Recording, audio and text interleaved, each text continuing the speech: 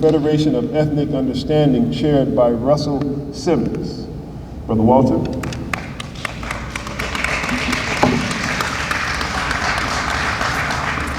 Thank you so much. Assalamu alaikum to everybody. Well, first I just wanted to speak again on a personal note. I'm here to bring greetings from Rabbi Mark Schneier and Russell Simmons. But I just wanted to say for myself, I'm the Muslim Jewish Program Director for the Foundation for Ethnic Understanding, and we work both in Black Jewish relations and Muslim Jewish relations, so this is a very fitting place for us to be.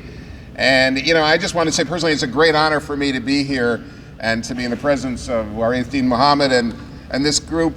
I go back a ways. I was born in 1950, and I was privileged to hear Dr. King speak. I lived at that time in Glen Ellen, Illinois, not so far from here, as in high school, and I was the only Jewish kid in that school, and there was one black kid. We were like, I was lily white out there. It's changed a lot, but it's anyway. So I feel like I real identification with the history in this room. Like I get it, and your organization is a magnificent one. And I had a personal friend named Khalid Latif, who many of you know from Long Island, and he taught me a lot about. I was a journalist when I met him back in the early 90s, and he was telling me about a lot of the issues in terms of the split and everything, and so he was a great influence on me also. And we did a black Jew, we did a dialogue where we would go out and speak a white Jew and a black Muslim. So as I say, I feel really at home here. But anyway, that's me.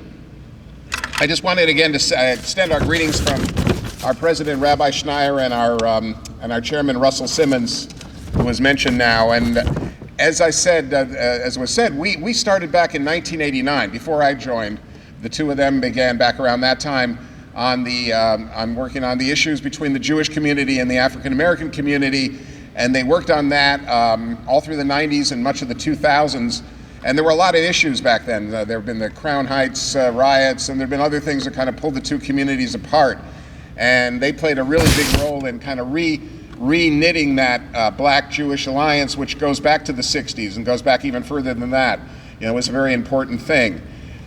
And then around 2007, Russell Simmons said to Rabbi Schneier, he said, you know what, this is good what we're doing, but we need to extend it. And he said, there's like the Jewish community and the Muslim community in America, they just don't even talk. I mean, there's issues, there's an Israel-Palestine issue, but we've got to bring these two, we got to start a process of bringing these two communities together, because there's so much that we can do together around, for these two communities here in America. We might have some differences on some of the issues in the Middle East, but in America, we've worked together. We've got to continue doing that. We've got to build on what was done in Black Jewish relations, bring it over to Muslim Jewish relations. So that's what the work of the foundation is to really strengthen Muslim Jewish relations. And we've been doing that now for about 10 years, and it's really grown. I've been working on that as the grassroots person, meaning that I kind of work on the grassroots level. They often tend to come on the leadership level, although sometimes I get a chance to be in an assembly like this, which is a treat.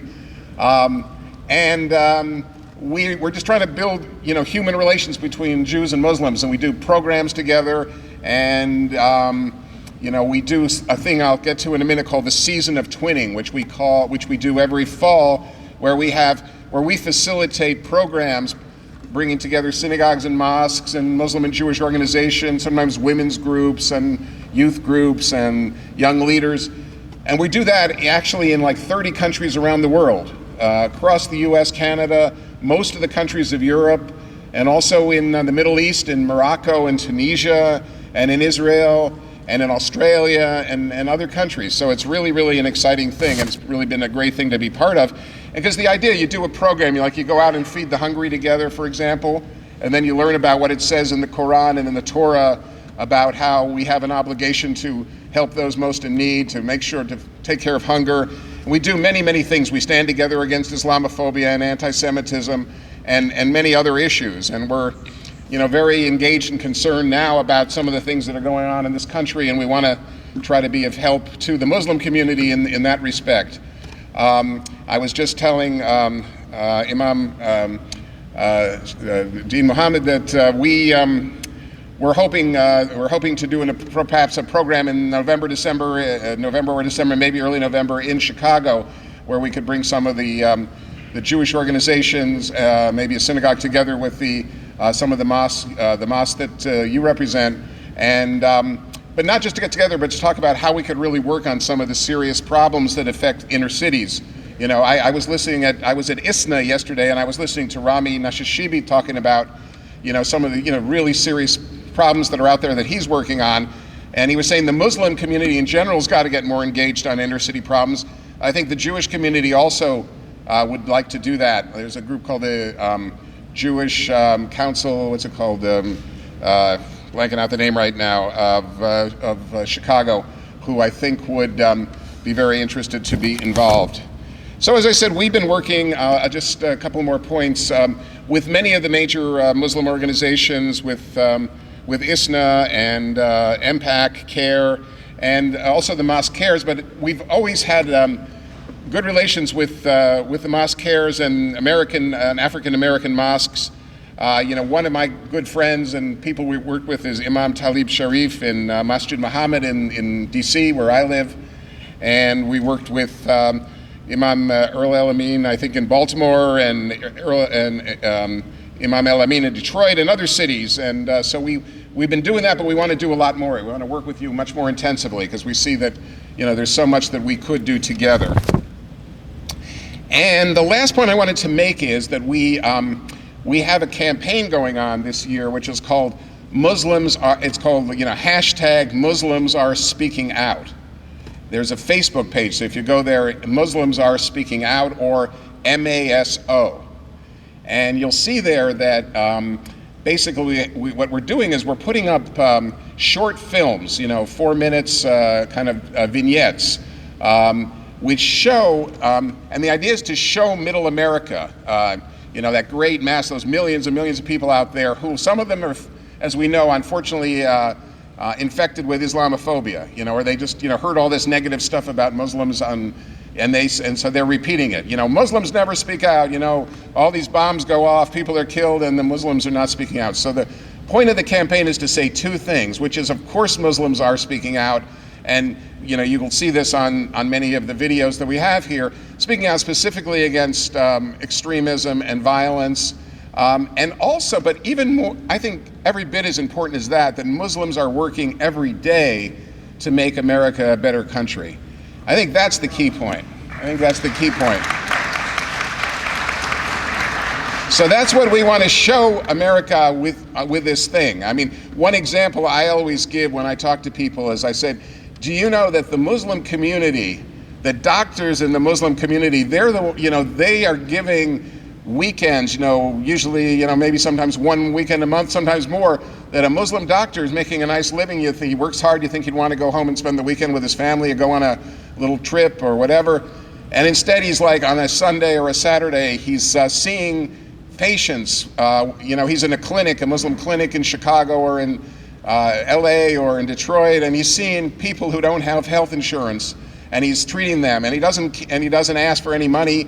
You know, he knows these people don't have any insurance, and the Muslim community is doing that much more than any other community. So a few times I've been able to organize joint health fairs with bringing in Jewish doctors over, and sometimes Jewish dentists. But we always are kind of piggybacking on what the Muslim community is already doing, you know, because the Muslim community is way ahead. But the problem is not one American in 100 or 1,000 even knows this, right? I mean, so this is the message we're trying to get out. We're trying to bring that story to America through our Muslims our MASO campaign. Having Russell Simmons as our chairman, he's got a lot of social media power. So we're going to, you know, riding that way we can get it to more people. So my point is that if any of you who are here have any kind of video material that either you've seen or maybe some people have made, sometimes young Muslims will go out and make some great videos, as they're very, you know, very good with that stuff, unlike me. But anyway, if you have any of that, you know, you could get in touch through our friends here with me. You know, my name is Walter Ruby, so it's WALTERRUBY. So that's me, Walter Ruby at Gmail. So if you have anything you want a good link, we could maybe put it up there on the social media campaign, and we'd be very grateful for that. because we need material from the Muslim community, right, to really make this thing effective. We want to keep it going all through this year and next year and so forth. So that's really what I wanted to share, and I just wanted to close by wishing all of you every success with having this. I want to see the Mosque Cares continue to grow, and it's just such an important organization, and what you do is so important, and any way that we can help, we're there for you. I think I'll close by just saying, I don't have to say why, but the stakes today are greater than ever. You know, we can't afford to let down. We've got to keep reminding people, you know, that Muslim Americans are Americans by right, and they're just as American as anybody else. And I want you to know that the Jewish community, which I represent, will be there with you every step of the way. Thank you so much. Shukran, and thank you.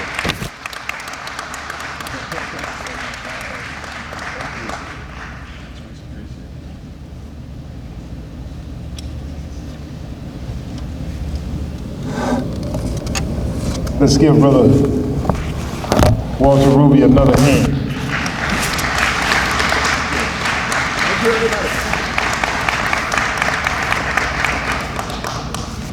You know, they told me that my job is to be the MC for the day, but they also told me I have to be the Sandman. So how many of y'all know who the Sandman was?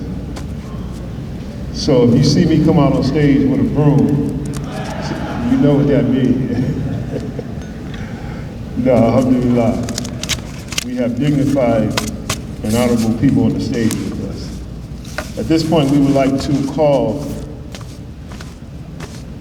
Brother Mazen Makhtar, representing Muslim American Society. And he is also a founding member of the United States Council of Muslim Organizations, for which also our president, Brother Wallace Mohammed II, is also a founding member of the United States Council of Muslim Organizations, and I believe he's also the treasurer. But we would